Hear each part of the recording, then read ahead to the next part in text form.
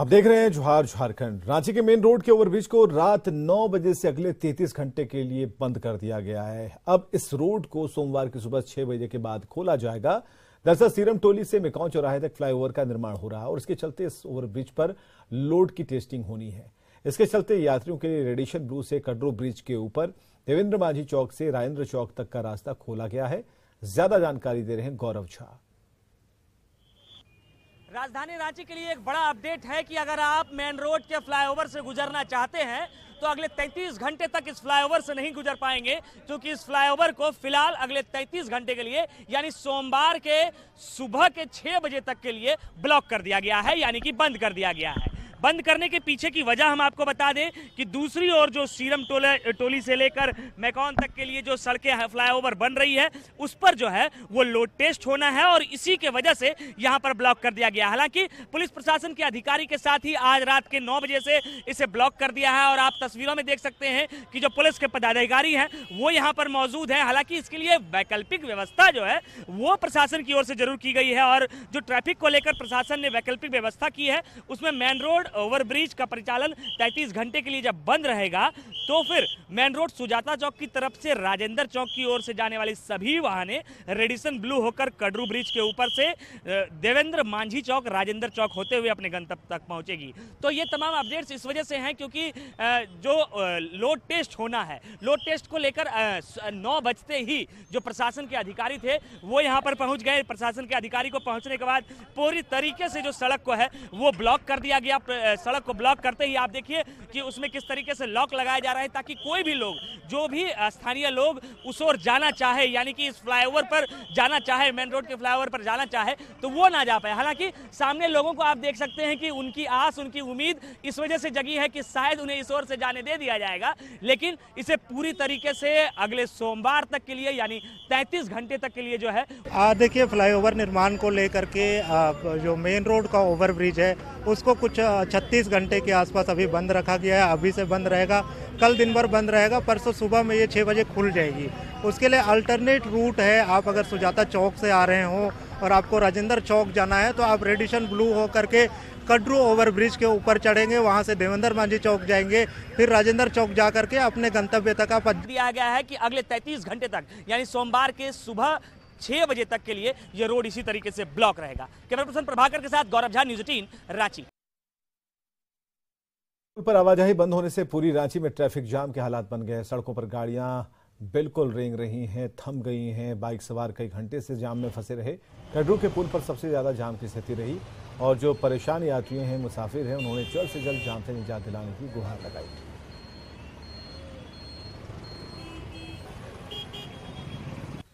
Root को बदला गया, राजधानी रांची के रूट को बदला गया, यानी कि कडरू के फ्लाईओवर से लोगों को जाने की इजाजत दी गई क्योंकि मेकॉन वाला जो फ्लाईओवर था वो बन रहा था, उस पर लोड टेस्ट होना था। और यहाँ दूसरी ओर आप देखिए कि जाम की स्थिति जो है राजधानी रांची में उत्पन्न हो गई है। लोगों को कडरू के फ्लाईओवर से गुजरने की इजाजत। कितना देर फंसे जाम में? आधा घंटा। रूट बदला इस वजह से? बिल्कुल। लंबी गाड़ी लगी हुई है अभी भी आगे। क्या लग रहा है? आज रात कवर हो जाएगा। लंबी कतारें गाड़ी की किस तरीके से लग गई, इसे लगने की पीछे की वजह यह है कि आज रूट को डाइवर्ट किया गया था। रूट को इस वजह से डाइवर्ट किया गया था क्योंकि जो नया फ्लाईओवर बन रहा था उसके लोड टेस्ट करने थे और उसके बहुत ही बुरा हाल है। 1.5 घंटा 2 घंटा हो गया है फंसे हुए, पूरा घूम के आना पड़ रहा है एकदम इधर से ओवरब्रिज से। लोगों में नाराजगी भी है क्योंकि लोड टेस्ट की वजह से इस तरीके की स्थिति उत्पन्न हो रही है। हालांकि अब देखना होगा कि क्योंकि अगले 33 घंटे तक के लिए इसे जब लगाया गया है तो कल का पूरा दिन किस तरीके से गुजरता है और कल की रांची के रूट की ट्रैफिक की स्थिति क्या रहती है। कैमरा पर्सन प्रभाकर के साथ गौरव झा, न्यूज़ 18 रांची। जमशेदपुर पुलिस की मदद से यूपी पुलिस ने विष्णुपुर के असलाह कारोबारी कमलजीत सिंह के बेटे सिमरपाल सिंह को गिरफ्तार कर लिया। सिमरपाल पर कानपुर के कोहना थाने में धोखाधड़ी, अपहरण और धमकी देने की प्राथमिकी दर्ज कराई गई थी और इस मामले में कोर्ट के आदेश पर कमलजीत सिंह के कानपुर स्थित आवास की कुर्की भी हो चुकी है, जबकि उसका बेटा सिमरपाल सिंह फरार था। इस मामले में यूपी की अदालत से वारंट जारी होते ही आरोपी को गिरफ्तार कर लिया गया। बॉम्बे हाईकोर्ट के जज की बहू दीप्ति ठागे से 99,000 रुपए ठगी करने वाले 3 साइबर ठगों को मुंबई पुलिस ने जामताड़ा के कर्माटांड से गिरफ्तार किया। इन ठगों ने खुद को एचडीएफसी बैंक का अधिकारी बताकर जज की बहू को फोन किया था केवाईसी अपडेट कराने के लिए उनके मोबाइल पर एक लिंक भेजा। उन्होंने जैसे ही लिंक पर क्लिक किया, उनके खाते से 99,000 रुपए गायब हो गए। इन ठगों पर कई और केस चल रहे हैं। मुंबई पुलिस ट्रांजिट रिमांड पर अब इन सभी को अपने साथ ले गई। लातेहार पुलिस ने अंतर्राज्यीय चोर गिरोह के एक बड़े रैकेट का खुलासा किया है। घटना में शामिल 4 अपराधियों को गिरफ्तार किया गया। साथ ही चंदवा के देवनद नदी के पास से लूटे गए कंटेनर को बरामद कर लिया गया। लूट की घटना में कंटेनर के ड्राइवर और खलासी को अगवा कर ओडिशा ले जाया गया था, जहां से उन्हें मुक्त कराया गया है। न केवल उस गाड़ी को बरामद कर लिया है जिसकी लूट हुई थी, बल्कि उन दोनों चालक और सहचालक को भी हम लोगों ने प्राप्त कर लिया है। गाड़ी को लूटने में जो गाड़ी प्रयुक्त हुई थी, वो क्रेटा एक गाड़ी थी, उसको भी हम लोगों ने सीज कर लिया है और 4 लोगों की इसमें गिरफ्तारी हो गई है। और जो जिन लोगों के खिलाफ लूट हुई थी उनकी गिरफ्तारी हुई है। जो इसमें अगवा हुए थे उनको सकुशल बरामद किया गया है। सिमडेगा पुलिस को बड़ी कामयाबी हाथ लगी है। पुलिस ने पीएलएफआई उग्रवादी सुमित डुंगडुंग को लोडेड देसी कट्टा और कारतूस के साथ गिरफ्तार किया। उस पर कोलेबिरा में निर्माणाधीन पावर ग्रिड में लेवी के लिए अगजनी की घटना का आरोप है। इसके पास से एक बाइक मिली है। गिरफ्तार उग्रवादी को जेल भेज दिया गया। पुलिस पार्टी को देख करके बाइक खड़ी करके भागने का प्रयास किया। थाना प्रभारी अपनी टीम के साथ उनका पीछा किए, खदेड़ करके जवानों ने उसको पकड़ लिया और जब उससे भागने का कारण पूछा गया तो वो कुछ स्पष्ट बताने में असमर्थ था। और जब नाम पता पूछा गया तो उसने अपना नाम सुमित डुंगडुंग, पिता का नाम स्वर्गीय जोहन डुंगडुंग, ग्राम तीरा केमता टोली, थाना बसिया। हजारीबाग की रामनवमी काफी मशहूर है और इसे लेकर यहां विशेष तैयारियां होती हैं। एक तरह से होली के बाद इसकी तैयारियां शुरू कर दी जाती हैं। प्रशासन और राम भक्त दोनों इसकी तैयारी करते हैं। होली के बाद से पड़ने वाले पहले मंगलवार से ही मंगला जुलूस निकाला जाता है। दशमी एकादशी का जुलूस काफी विख्यात है और इसे देखने हजारों की संख्या में लोग पहुंचते हैं। लोगों में रामनवमी को लेकर एक अलग तरह का उत्साह होता है। इसमें राम भक्त पारंपरिक अस्त्र शस्त्र प्रदर्शन कर अपनी करतब दिखाते हैं। रामनवमी को लेकर सुरक्षा के कड़े प्रबंध किए गए हैं और जिले में 5,000 अतिरिक्त सुरक्षा बल की व्यवस्था की गई है। हजारीबाग का रामनवमी एक अलग श्रृंगार लिए हुए रहता है, श्रृंगार रस से भरा रहता है। क्योंकि पहले आज हमारे पूर्वजों ने ध्वज यात्रा शुरू किया था। बड़े बड़े ध्वज पताके लेकर चलते थे और बड़ा अखाड़ा के प्रांगण में आकर के, आंगन में आकर के ध्वज को स्थापित करते थे और कलेवा करते थे। प्रसाद के रूप में अरारोट का पान करते थे, धनिया का चूर्ण का पान करते थे। और जब धीरे धीरे प्रकृति दिखते बढ़ते बढ़ते जब बिजली का तार और खंभे आ गए तब उसको झांकी का रूप ले लिया गया। जीवंत झांकी, चलंत झांकी के रूप में राम कथा का जो है दर्शन कराते हैं लोग। हजारीबाग में जो ऐतिहासिक जुलूस निकलता है वो 31 मार्च के रात से निकलेगा और 1 तारीख के शाम तक वो खत्म हो जाएगा। तो जो रामनवमी से संबंधित तैयारियां है उसका हम लोगों ने ऑलरेडी प्रारंभ कर दिया है और जो फोर्सेस प्रतिनियुक्त होते हैं अन्य जिलों से और मुख्यालय से, उसके लिए हम लोगों ने रिक्वेशन भेज दिया है। जो मैजिस्ट्रेट्स बाहर से आते हैं उनके लिए भी माननीय उपायुक्त महोदया द्वारा रिक्वेशन भेजा हुआ है।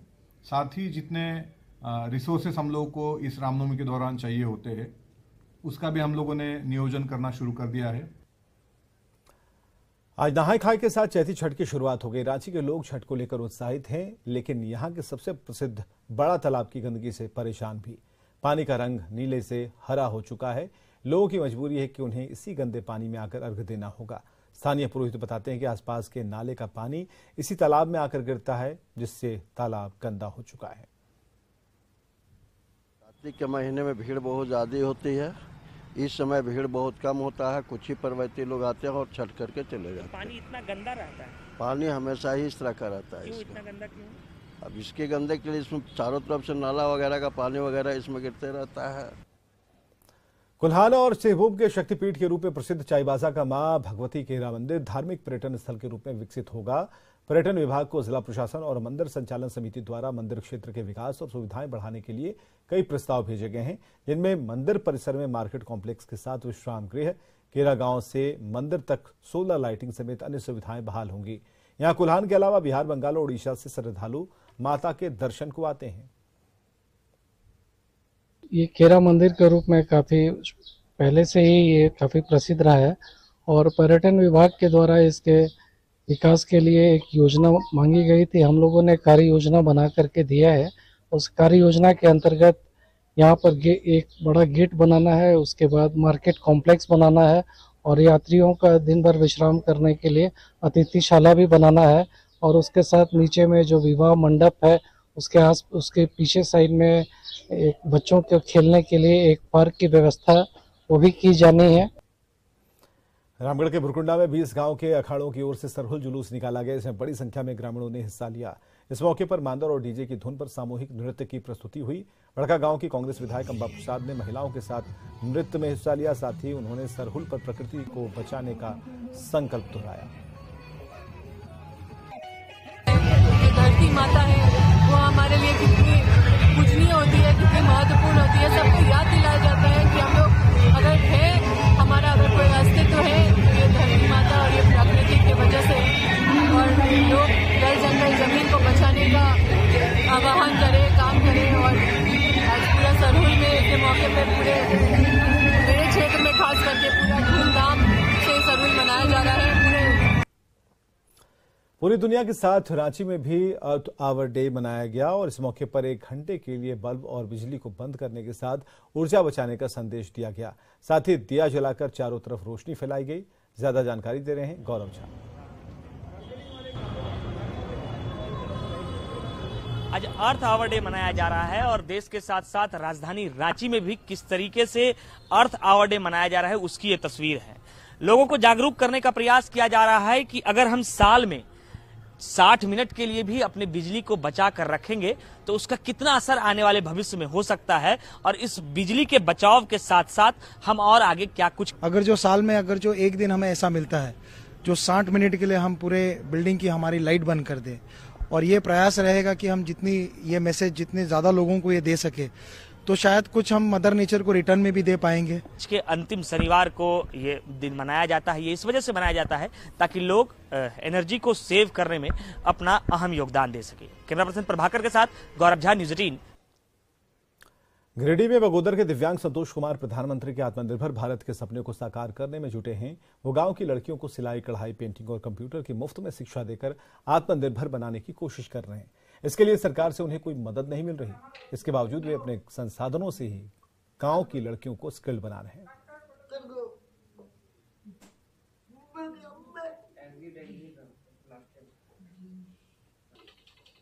कोई अभी सरकारी फंड से कोई मदद नहीं मिले, चंदा कर कर स्कूल जाकर और जो टीचर लोग हैं सर लोग जो मदद करते हैं उन्हीं से मदद से हम लोग बच्ची लोग को सिलाई भी सिखा रहे हैं। और जितना दिव्यांग बच्चा है उन लोग को कॉपी, कलम, बैग, मच्छरदानी 2007 से चला रहे हैं, आज से नहीं 2007 से कॉपी, कलम, बैग, मच्छरदानी और दुर्गा पूजा में कपड़ा और समय समय पर मतलब देते जा रहे हैं। सिलाई सीखते हैं और लैपटॉप है और कंप्यूटर है, यही सब सीखते हैं। कौन सिखाता है? यहाँ पहले आती थी सिखाने, अब कोई नहीं आता है, अब हम लोग खुद सीखते हैं। अच्छा, और क्या कुछ पैसा वैसा भी लिया जाता है आप लोगों से? नहीं, फ्री सिखाया जाता है। अभी तक आपने क्या क्या सीखा यहाँ पर? यहाँ ब्लाउज सीखा, फिर सूट, पजामा, यही सब। रांची में रामनवमी से ठीक पहले रंग बिरंगे झंडों के साथ पारंपरिक हथियार का बाजार सज गया है। भुजाली, गुप्ती और तलवार की खरीदारी जोरों पर है, जिसकी रामनवमी के दिन शस्त्र पूजा होगी। रामनवमी के जुलूस में शामिल भक्तों की टोली इन्हीं हथियारों को लहराएगी, कलाबाजी दिखाएगी। जानकारी दे रही हैं रूपाली त्रिपाठी। रामनवमी से ठीक पहले राजधानी रांची के बाजारों में पारंपरिक हथियार और जो जय श्री राम के झंडे हैं वो सज कर तैयार है। सामने तस्वीरों में देखेंगे किस तरीके से पूरा शहर जो है झंडों से लहराता दिखेगा। वही जो राम भक्तों में है, यही जो खास चीज है जो जुलूस और रामनवमी के दिन शोभा को बढ़ाता है। बता दें कि दुकान में अस्त्र शस्त्र की तैयारी कर ली गई है और लोगों में काफी उत्साह है और अस्त्र शस्त्र से ही पूजन का शुरुआत किया जाता है। हम लोगों के बाजार हम लोगों ने सजा दिया है, झंडा वगैरह पूजा के सामान जितने होते हैं अस्त्र शस्त्र सारा तैयार है जी। अस्त्र वगैरह जो भी है सारा तैयार है। झंडा वगैरह सब अस्त्र शस्त्र रहता है बताएंगे? जैसे बांस बल्ली हो गए, बांस हो गए, लाठी हो गए, तलवारें हो गई, यही सब। कितने झंडे बिक जाते होंगे? 500 से 1000 पीस बिक जाते हैं जी। तो इस बार अनुमान है कि अच्छे से मनेगा? जी, इस बार तो लग रहा है काफी अच्छे से मनेगा।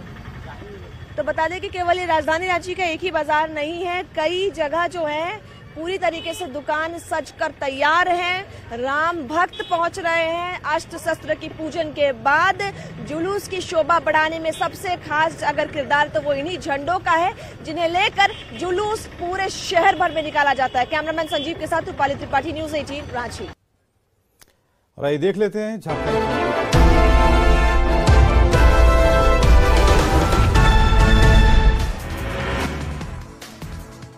कोडरमा के जय माता दी क्लोथ शॉप में आग लगने से मची अफरा तफरी, लाखों रुपए के कपड़े आग में हुए स्वाहा। रामगढ़ के मांडू बालसागरा रोड पर दौड़ती बाइक में लगी आग, बाइक सवार युवक की बची जान। चाईबासा कोर्ट ने दुष्कर्म के दोषी को सुनाई 25 साल की सजा, साल 2021 में हुई थी वारदात।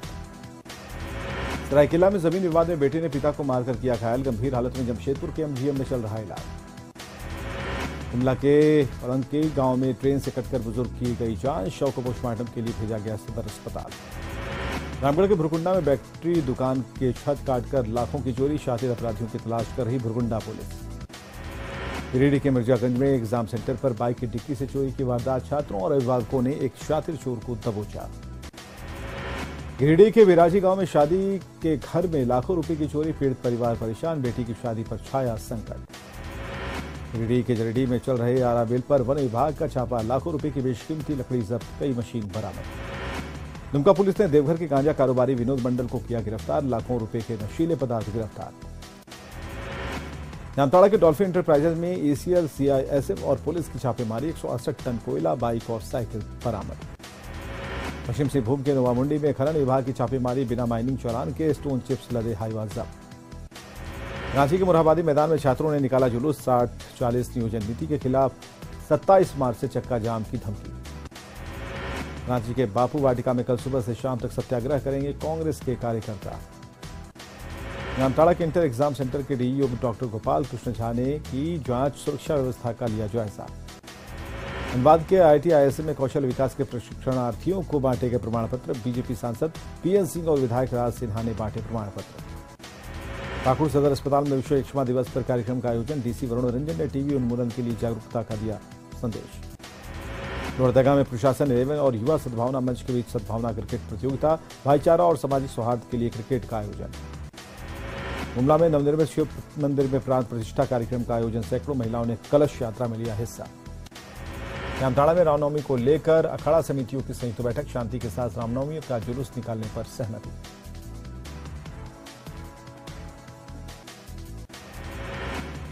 और खबरें लगातार जारी हैं, बने रहिए हमारे साथ।